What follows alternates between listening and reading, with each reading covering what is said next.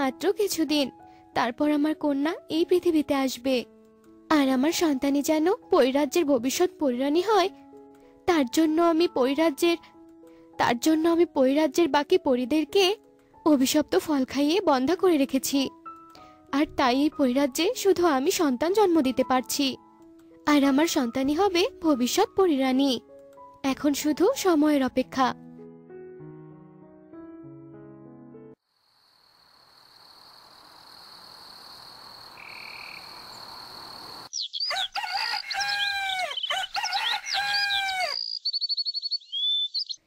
না না না, এটা কিছুতেই হতে পারে না।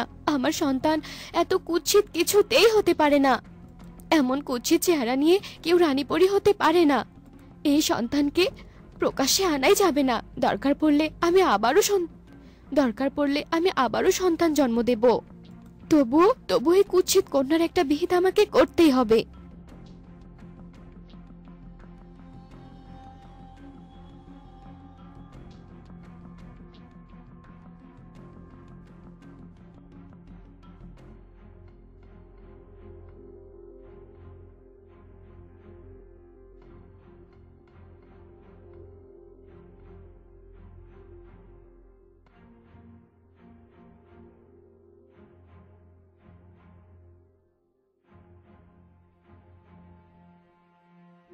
যা কুৎসিত কন্যা, যা, ভেসে যা। তুই যে আমার জীবনে কলঙ্ক নিয়ে এসেছিলি, তাই তোর মতো কুৎসিত কন্যাকে আমি জীবন থেকে তাড়িয়ে দিলাম।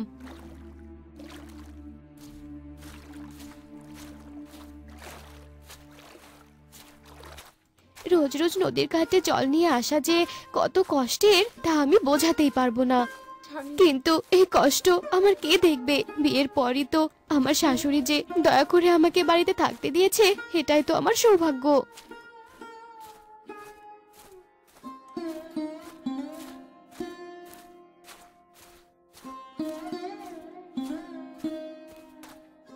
হে কি কাণ্ড! কলাপাতায় ভাসা পরিকন্যা, এই পরিকন্যা পৃথিবীতে এলো কি করে?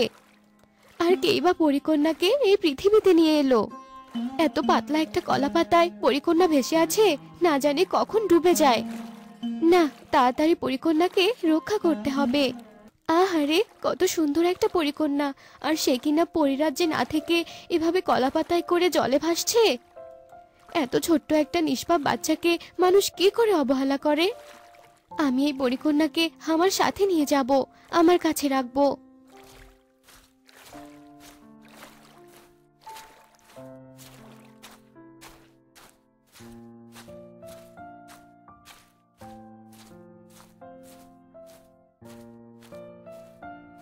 হে কি বৌমা, তুমি না জল আনতে নদীর ধারে গিয়েছিলে, তাহলে কাকে নিয়ে ফিরলে? মা, আমি এই ছোট্ট পরিকন্যাকে নদীর ঘাটে কুড়িয়ে পেয়েছি। আমি এই ছোট্ট কন্যাকে আমাদের সাথে রেখে বড় করতে চাই মা। পরিকন্যাকে দেখে যে আমার ভীষণ মায়া জেগেছে। এসেছে দয়া দেখাতে, তা বলছি কি, তোমাকে তো আমি নিজে খাওয়াই, তার মধ্যে আরেকজনকে ঘাড়ে চেপে বসালে। তা বলছি কি, একে কে খাওয়াবে পড়াবে? হ্যাঁ, তুমি এক্ষুনি এই পরিকন্যাকে আমার চোখের সামনে থেকে দূর করো, নয়তো এই বাড়িতে তোমার স্থান হবে না। মা, আপনি এত নিষ্ঠুর! এতদিন আমার উপর অনেক অত্যাচার করেছেন, কিন্তু আমি কিচ্ছু বলিনি। আর আজ আপনি একটা বাচ্চা মেয়েকে আশ্রয় দিতে চাইছেন না? তবে আমিও আর এই বাড়িতে থাকবো না মা। হে কি, এ তো বিতে বিপরীত হয়ে গেল। এখন যদি বৌমা বাড়ি ছেড়ে চলে যায়, তাহলে আমার কি হবে? আমাকে এই বয়সে কে রান্না করে খাওয়াবে? কে বা আমার সেবা যত্ন করবে?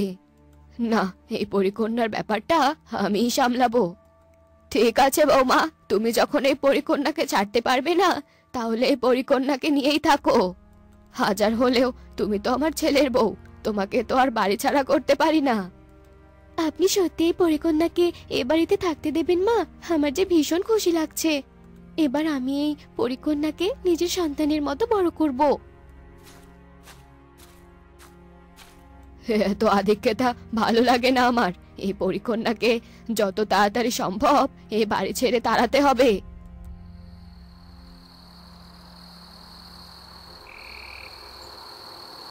এরপর রাত হলে অনিতা পরিকন্যাকে নিয়ে ঘুমিয়ে পড়ে আর সরলা চুপি চুপি অনিতার ঘরে যায় আর পরিকন্যাকে তুলে নিয়ে চলে যায়।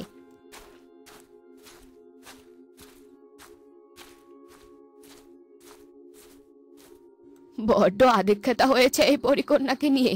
এবার এই পরিকন্যাকে এত দূরে ফেলে আসবো যে বৌমা এর ছায়াও খুঁজে পাবে না।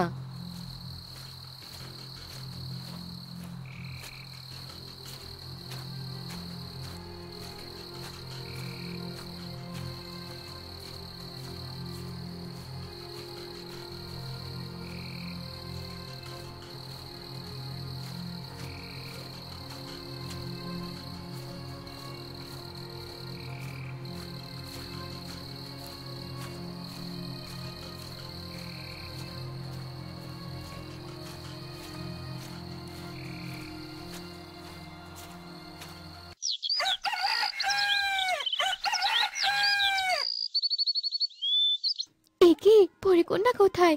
আমি তো পরিকন্যাকে কাছে নিয়েই ঘুমিয়েছিলাম, তাহলে কোথায় গেল? আমার পরিকন্যাকে কে নিয়ে গেল? হে ঈশ্বর, এবার কি হবে? মা, মা কোথায় আপনি?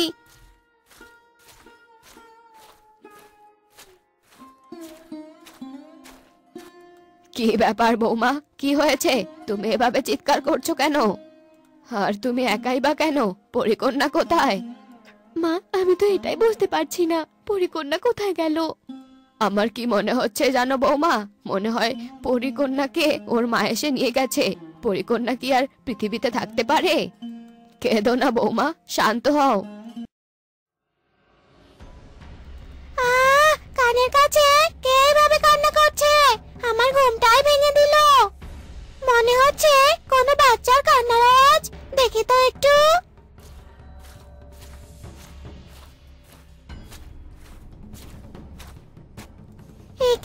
এ তো দেখছি একটা পরিকন্যা। কে ছোট বাচ্চাটিকে ফেলে রেখে গেছে?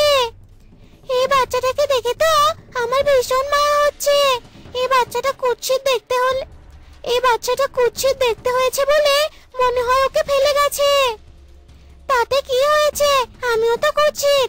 আমি এই কুৎসিত পরিকন্যাকে নিজের সন্তানের মতো করে বড় করব।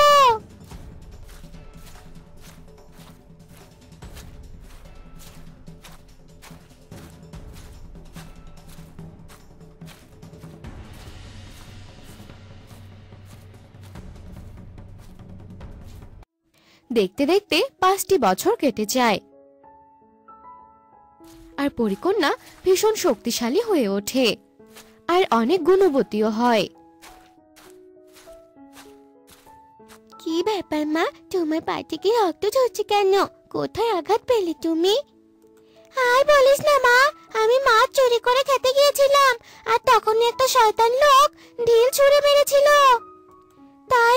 তাতে এভাবে আমার পা কেটে গেছে রে মা। আরে কত রক্ত পড়ছে। আর মা, তোমাকে না আমি বলেছিলাম একদম মাছ চুরি করে খাবে না। জঙ্গলের পুকুর থেকে মাছ ধরে খাবে। এবার দেখলি তো কত ক্ষত হয়েছে তোমার।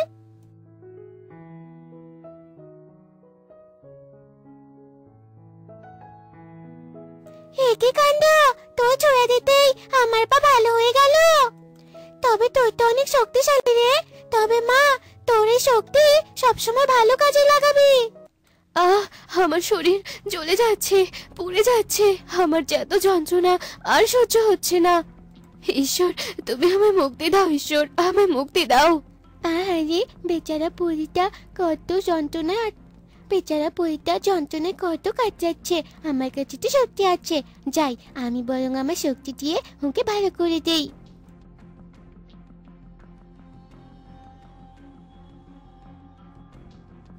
কে রে মা, তুই এখানে? আর তোকে আমি পুরো জঙ্গলে খুঁজে মরছি। আর বলো না মা, ঘুরতে ঘুরতে এখানে চলে এসেছি। আর দেখো না মা, এই অসুস্থ পরীকে আমি ভালো করে তুলেছি। কে রে পরিকন্যা, তুই কাকে মা ডাকছিস? আমি তো তোর মা, আর তোর গলার ওই লকেটটাই তো তার প্রমাণ। সেদিন তোকে কলা পাতায় ভাসিয়ে দিয়েছিলাম ঠিকই, কিন্তু লকেটটা তোর গলা থেকে খুলিনি।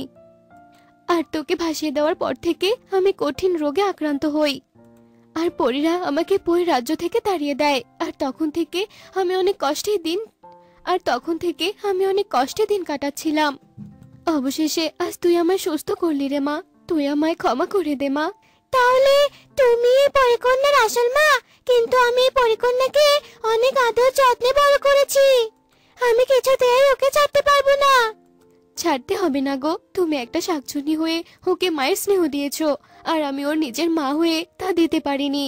তাই আমি তোমার কাছ থেকে পরিকন্যাকে ছিনিয়ে নেব না।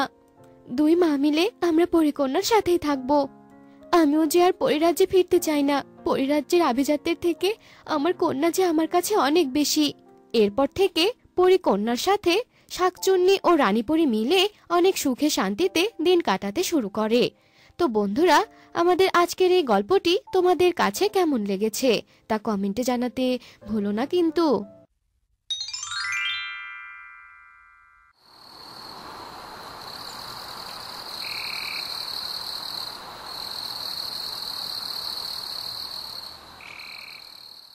হে উপরওয়ালা, অবশেষে আমার ইচ্ছে পূরণ হলো। আমার কোল আলো করে ফুটফুটে সন্তান এলো। উপরওয়ালা, আজ তুমি আমাকে অনেক শান্তি দিলে উপরওয়ালা। হ্যাঁ, আমিও অনেক খুশি। আজ পরিরাজ্যে নতুন একজন অতিথি এলো। আমি আশীর্বাদ করি তোমার কন্যা দীর্ঘজীবী হোক আর এই রাজ্যকে ভালো রাখুক। পরিমাতা আশীর্বাদ করে সেখান থেকে চলে যায়। আর পরি এক দৃষ্টিতে পরিমাতার দিকে তাকিয়ে থাকে। আমার ভাবতেও অবাক লাগে, আমার এই ছোট্ট পরিকন্যা কত সুন্দর হয়েছে আর দিন দিন কত দ্রুত বেড়ে উঠছে। ঘুমিয়ে থাকলে যেন মনে হয় পূর্ণিমার চাঁদ আমার ঘরে এসে পড়েছে।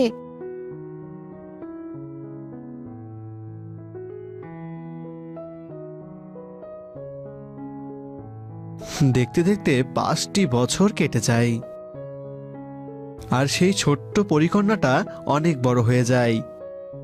মা দেখো, কত সুন্দর চাঁদ উঠেছে। চলো না মা, আমরা চাঁদে গিয়ে বসি।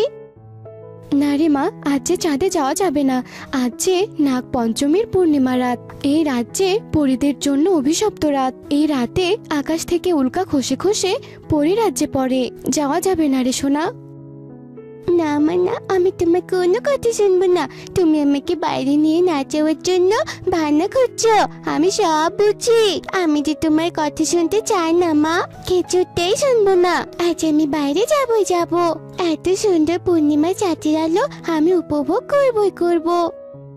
এই কথা বলে পরিকন্যা বাইরে চলে যায় আর পরিও তার পিছন পিছন যেতে থাকে। হঠাৎ করে আকাশ থেকে একটা উল্কা খসে পরিকন্যার গায়ে পড়ে আর সাথে সাথে পরিকন্যা দগ্ধ হয়ে অজ্ঞান হয়ে যায়। কন্যা, কি হলো তোর? এখন আমি কি করবো উপরওয়ালা? এই মেয়েটা যে কেন আমার কথা শুনলো না? এবার কি হবে? পরিমাতা দেখুন, আমার নয়নমণির কে যেন হয়েছে। একটা উল্কা খসে পড়ে এমন দগ্ধ হয়ে গেছে। এবার আমি কি করব পরিমাতা বলুন? আমার কন্যা যে চোখ খুলছে না। সত্যি তো, এ তো দগ্ধ হয়ে গেছে, কিন্তু আজ যে নাগপঞ্চমীর পূর্ণিমা রাত। আজ তো তুই ওকে নিয়ে সাবধানে থাকতে পারতি। না না, আমি তো ওকে নিয়ে সাবধানে ছিলাম, কিন্তু ও আমার কথা অমান্য করে বাইরে চলে গিয়েছিল। এবার আপনি কোনো একটা ব্যবস্থা করুন মাতা। আপনি আমার কন্যাকে সুস্থ করে দিন। পূর্ণিমা রাতের এই উল্কার আঘাত যে এত সহজে ঠিক করা যায় না বাছা। এর জন্য তো তরতাজা মানুষের শরীর রক্ত প্রয়োজন, আর তা দিয়ে পরিকন্যাকে গোসল করিয়ে দিলেই ও ঠিক হয়ে যাবে। এ আপনি কি বলছেন পরিমাতা? মানুষের রক্ত দরকার? তবে এই জন্য যে মানুষকে হত্যা করতে হবে? আমাকে কি তবে এবার হিংস্র হতে হবে? দরকার পড়লে তাই করব। যে কোনো মূল্যে আমি আমার কন্যাকে সুস্থ করেই তুলব।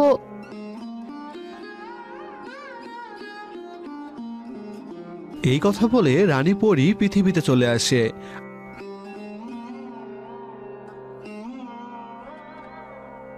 আর মানুষ খুঁজতে থাকে রক্ত নেওয়ার জন্য। আর রানীপুরীর চোখ হঠাৎ করেই নিপুর উপর পড়ে। নিপু বিধবা অনিতার একমাত্র কন্যা। বিধবা অনিতা নিপু ও পার্বতীকে নিয়ে একসঙ্গে থাকত। নিপু, তোকে সেই কখন বলেছি পার্বতীকে ঘাস দেওয়ার জন্য? সেই কথা কি তোর কানে যায়নি নাকি? আজকাল বড্ড দুষ্ট হয়েছিস, তুই আমার কোনো কথাই শুনতে চাস না। এসব কথা বলে অনিতা খড় কাটতে যায়।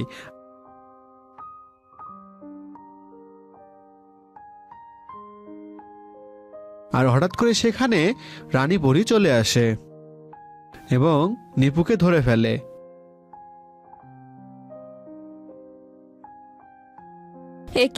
একি তুমি আমার মেয়েকে ধরেছো কেন? ছেড়ে দাও, ছেড়ে দাও বলছি আমার মেয়েকে, আমার মেয়ে ব্যথা পাবে তো। ছেড়ে দেওয়ার জন্য তো আমি আর তোর মেয়েকে ধরিনি, তোর মেয়েকে নিয়ে আমি পরিরাজ্যে যাব আর তোর মেয়ের রক্ত দিয়ে পরিকন্যাকে গোসল করিয়ে দেব, আর আমি আমার কন্যাকে সুস্থ করে তুলবো। এসব তুমি কি বলছো? তুমি তো একজন পরিরূপী রাক্ষসী। দয়া করে আমার মেয়েকে ছেড়ে দাও, একটু দয়া করো। অনিতা রানী পরীকে অনেক অনুরোধ করার পরও কোনো কাজ হয় না। রানী পরী নিপুকে নিয়ে তার রাজ্যে চলে যায়।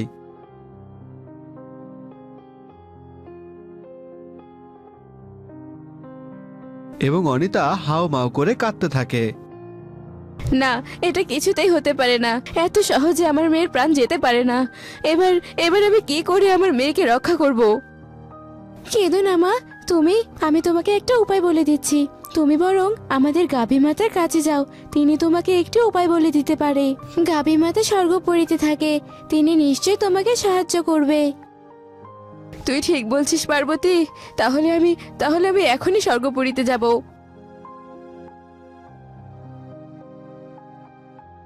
এরপর অনিতা স্বর্ণপুরীর উদ্দেশ্যে রওনা দেয়।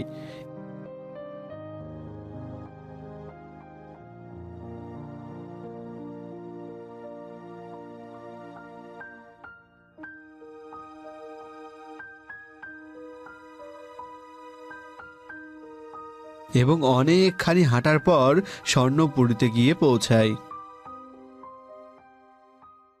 তুই কাঁদিস না, তুই কোনো চিন্তা করিস না। আসলে মানুষের রক্তে যে পরিমাণ শক্তি আছে, আমার দুধেও সেই পরিমাণ শক্তি আছে। আমার দুধ দিয়ে পরিকন্যাকে গোসল করালে পরিকন্যা সুস্থ হয়ে যাবে। এরপর অনিতা গাভী মাতাকে একটা বালতি দেয়, আর বালতি ভর্তি করে গাভী মাতা তাকে দুধ দেয়। আর অনিতাকে বলতে থাকে, তুমি এখন এই দুধগুলো নিয়ে পরিরাজ্যে যাও আর গিয়ে তোমার কন্যার প্রাণ রক্ষা করো। আর হ্যাঁ, চোখ বুজে নাও, আমি তোমাকে পরিরাজ্যে ফিরিয়ে দিচ্ছি। এবং চোখ খুলে দেখে সে পরিরাজ্যে আছে। এবং চোখ খুলেই সে অবাক হয়ে যায়, কারণ রানী পরী তার মেয়েকে বলি দেওয়ার প্রস্তুতি নিচ্ছে। না না, তুমি দয়া করে আমার মেয়েকে হত্যা করো না। আমি তোমার মেয়েকে সুস্থ করার জন্য গাভী মায়ের দুধ নিয়ে এসেছি। গাভী মাতার দুধ দিয়ে পরিকন্যাকে গোসল করালেই পরিকন্যা সুস্থ হয়ে যাবে। গাভীর দুধ দিয়ে পরিকন্যার গোসল? তুমি কি আমাকে বোকা বানাতে চাইছো নাকি বলো তো? না গো না, আমি তোমাকে কিছুতেই বোকা বানাচ্ছি না। তুমি আগে এই দুধ দিয়ে তোমার পরিকন্যাকে গোসল করিয়ে দেখো, আগে আমার কথাটা শোনো। অনিতার এত অনুরোধে রানী পরী রাজি হয় এবং সে এক বালতি দুধ দিয়ে তার মেয়েকে গোসল করায়। সাথে সাথে পরিকন্যা সুস্থ হয়ে লাফ দিয়ে ওঠে। মা আমার, তুই সুস্থ হয়ে গেছিস, তোমাকে অনেক ধন্যবাদ আমার মেয়েকে সুস্থ করে দেওয়ার জন্য। আমি এখন তোমার কন্যাকে তোমার কাছে ফিরিয়ে দেব আর তোমাকে পুরস্কৃত করব। এরপর রানী পরী নিপুকে মুক্ত করে দেয় আর এক হাড়ি স্বর্ণমুদ্রা নিয়ে এসে অনিতাকে দেয়। অনিতা সেই এক হাড়ি স্বর্ণমুদ্রা এবং নিপুকে নিয়ে বাড়ি চলে আসে।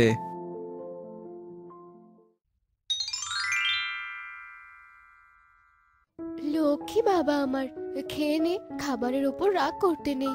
বলছি তো আমি খাবো না, খাবো না মানে খাবোই না।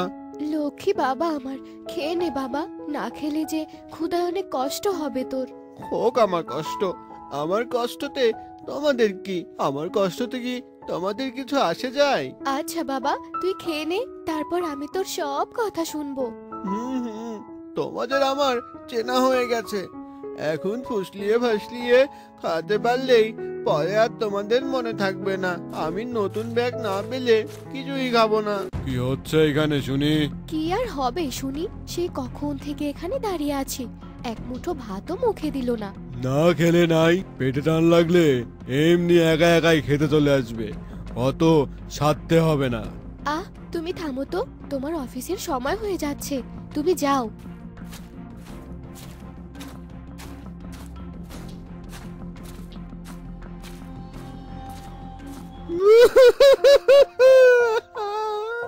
কাঁদিস না বাবা, কাঁদিস না। আমি কালকেই তোর জন্য নতুন ব্যাগ কিনে আনবো। আর যদি তোর বাবা নিয়ে না আসে, আমি নিজেই গিয়ে নিয়ে আসবো। সত্যি বলছো তুমি? আচ্ছা আচ্ছা ঠিক আছে, যদি না দাও তাহলে কিন্তু আমি বাড়ি থেকে চলে যাব। ঠিক আছে বাবা। বাবা, বাবা আমার জন্য কিছু এনেছো? বাবা, বাবা আনতে তো চেয়েছিলাম রে, কিন্তু কিন্তু গল্পে গল্পে একদম ভুলে গেছি, মনে নাই। তাহলে তাহলে তুমি এক্ষুনি এখন আমাকে 2 টাকা দাও, আমি দোকানে যাব। কিন্তু কিন্তু আমার কাছে যে এখন 2 টাকা নেই বাবা, আমি আবার ওই বেলা যাবো নে, তখন তোর জন্য খাবার নিয়ে আসবো। 2 টাকাও নেই তোমার কাছে? সব সব নোট টাকা রে বাবা, সব নোট টাকা, ভাঙতি টাকা নেই, খুচরো টাকা সব ফুরিয়ে গেছে রে বাবা।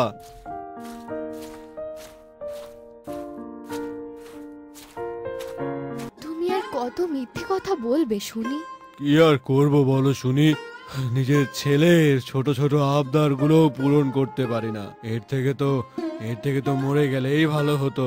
ও তো ছোট মানুষ, এসব কথা মুখে এনো না, তাই না বুঝে এসব চেয়ে বসে। না গো, তেমন একটা কাজ এখনো জোগাড় করতে পারিনি, চিন্তায় তো মাথা কাজ করছে না। আর শোনো, যদি তুমি কোনো একটা কাজ পাও, তাহলে ছেলেটার জন্য একজোড়া জুতো কিনে নিয়ে এসো। এই ঠান্ডার মধ্যে ছেলেটা খালি পায়ে হাঁটা চলা করছে। দেখি দেখি ওই বেলা একটু খোঁজ নিয়ে দেখবো, কাজ বাজ একটা পেলেও পেতে পারি। তা তোমার রান্না বান্না কত দূর? এই তো হয়েছে, তুমি এসে বসো, আমি তোমায় খাবার দিচ্ছি। কি রে বাবা, তুই না খেয়ে বসে আছিস কেন? রোজ রোজ এই ডাল দিয়ে ভাত খেতে আর ভালো লাগে না। আজকের মতো খেয়ে নে বাপ, কাল থেকে মাছ দিয়ে ভাত দেবো। আজকে খেয়ে নে বাপ, আমি তো বাজারে মাছ কিনতে গেছিলামই, কিন্তু গিয়ে দেখি ওই সব মাছ ফুরিয়ে গেছে। কি করব বল বাবা, এইবার কিন্তু আমাকে নতুন সোয়েটার কিনে দিতেই হবে, শীত চলে এসেছে। আচ্ছা, ভালো করে শীত আসুক তখন কিনে দেবনি। একটা সোয়েটার আজ ক বছর ধরে পরছি বলো তো মা? আচ্ছা ঠিক আছে বাবা, শীত আসার আগেই তোকে নতুন সোয়েটার কিনে এনে দেব। এখন খেয়ে নে তো বাবা, তোদের খাওয়া শেষ হলে আমি বাইরে কাজে যাব।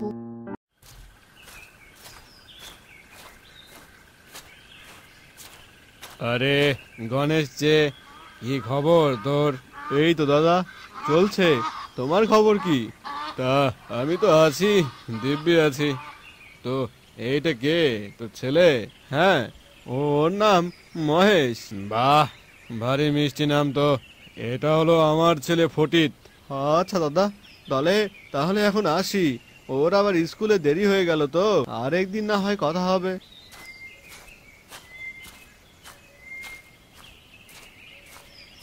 দেখেছো বাবা, দেখেছো ওই ছেলেটা কেমন ছেঁড়া ব্যাগ নিয়ে স্কুলে যাচ্ছে? ওর বাবা গরিব তো, তাই ওকে নতুন ব্যাগ কিনে দিতে পারে না, এজন্যই পুরনো ব্যাগ নিয়ে স্কুলে যাচ্ছে। আমি হলে কোনোদিনই যেতাম না, দরকার হলে কোনোদিনই যেতাম না।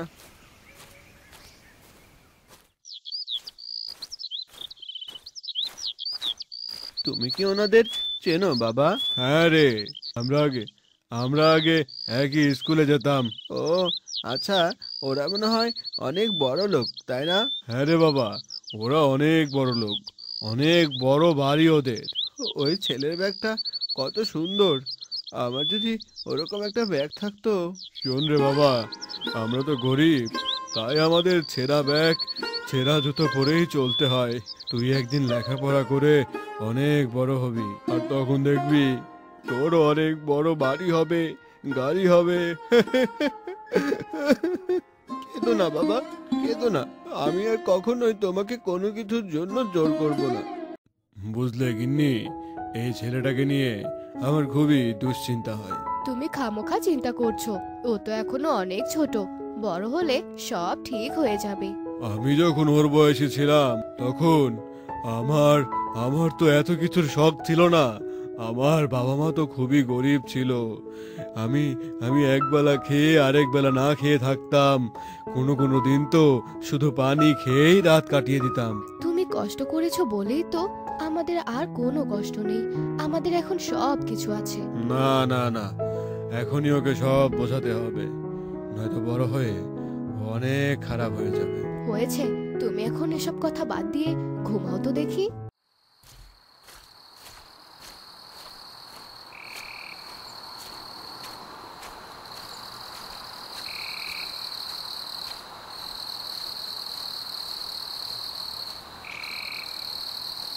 আচ্ছা বাবা, ওরা ওরা এইভাবে রাস্তায় শুয়ে আছে শীতের মধ্যে, ওদের শীত লাগে না? চলো চলো, আমি তোমাকে দেখাই।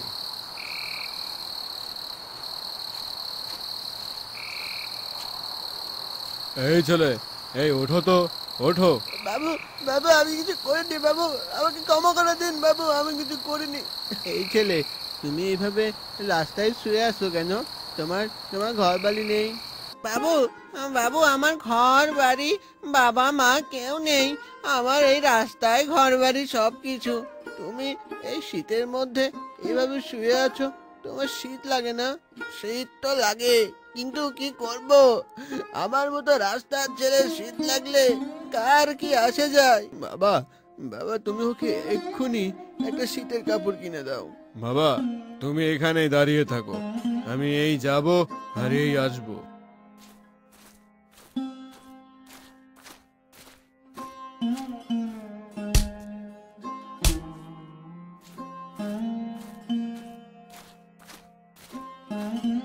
এই নাও বাবা, এখন থেকে তোমাকে আর শীতের কষ্ট করতে হবে না।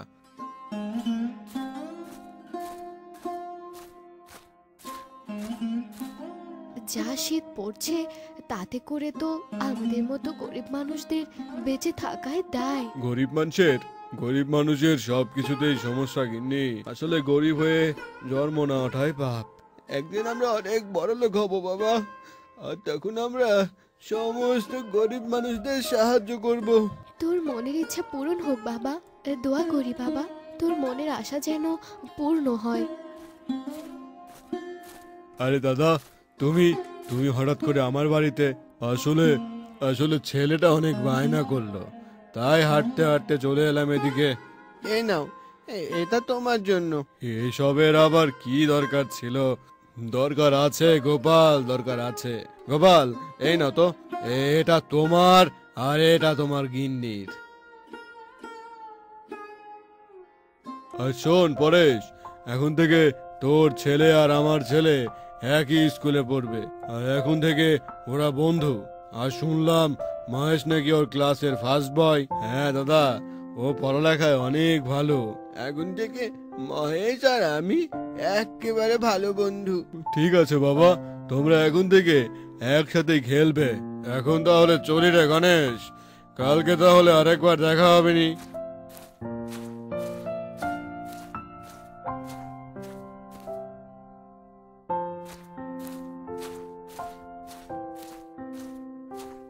এই নাও তোমাদের দু বাপ বেটার চা। ঠান্ডায় হাত একেবারে বরফ হয়ে গেছে আমার। বাহ, আমার ছেলেটা তো বেশ লক্ষ্মী হয়ে গেছে মনে হচ্ছে। আজ থেকে আমি আর কোনো জিনিসের জন্য বায়না করব না মা। ও মা, কেন? কি হয়েছে বাবা? জানো মা, এই শীতে গরিব মানুষেরা কত কষ্ট করে, ওদের জীবন অনেক কষ্টের হয়। হ্যাঁ বাবা, আমি দোয়া করি তুমি অনেক বড় হও আর গরিব দুঃখী মানুষের পাশে দাঁড়াও। তোমাকে অনেক ধন্যবাদ বাবা, তুমি না দেখালে কখনোই দেখতে পেতাম না। জীবনে জীবনে বড় হতে গেলে উপরের দিকে না তাকিয়ে নিচের দিকে তাকাতে হয়, তাহলেই নিজেকে সুখী মনে হবে। তোমাদের এই কথা আমার সারা জীবন মনে থাকবে বাবা। আর এতদিন আমি তোমাদেরকে অনেক কষ্ট দিয়েছি, আর কখনো কষ্ট দেব না বাবা, আমি কথা দিলাম। আচ্ছা ঠিক আছে বাবা, ঠিক আছে। এখন চাটা খাও, নয়তো ঠান্ডা হয়ে যাবে।